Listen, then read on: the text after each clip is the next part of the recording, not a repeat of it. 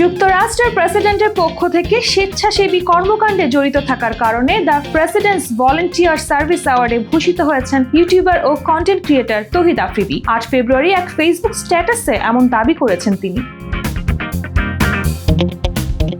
ফেসবুকে মেডেল ও সার্টিফিকেটের ছবি পোস্ট করে আফ্রিদি লিখেছেন, সকল প্রশংসা আল্লাহ তাআলার। আমি বিশ্বাস করি মহান সৃষ্টিকর্তা সর্বদাই আমার সাথে আছেন এবং তিনিই সবচেয়ে বেশি আমার মঙ্গল চান। তার অশেষ মেহেরবানিতে আমেরিকার প্রেসিডেন্টের তরফ থেকে লাইফ টাইম অ্যাচিভমেন্ট অ্যাওয়ার্ডে ভূষিত হলাম।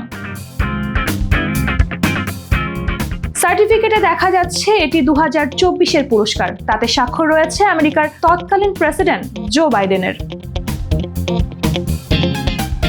তৌহিদ আফ্রিদি তার পোস্টে আরো লিখেছেন, সবচেয়ে বড় ব্যাপার হলো আপনাদের ভালোবেসে সামান্য কিছু কাজ করেছি বলেই ভলান্টিয়ার সার্ভিসে এই অ্যাওয়ার্ডটি পেলাম। এরকম একটি গোল্ড মেডেল হয়তো অনেকেরই স্বপ্ন। সত্যি বলতে আমি অ্যাওয়ার্ডের লোভে কখনোই কাজ করে যাইনি। আমি আপনাদের জন্য এগিয়ে গেছি আপনাদের ভালোবাসা পাওয়ার লোভে। অথচ আজ দেখুন, আমি না চাইতেই অ্যাওয়ার্ডটি ঠিকই আমার ভাগ্যে চলে আসলো।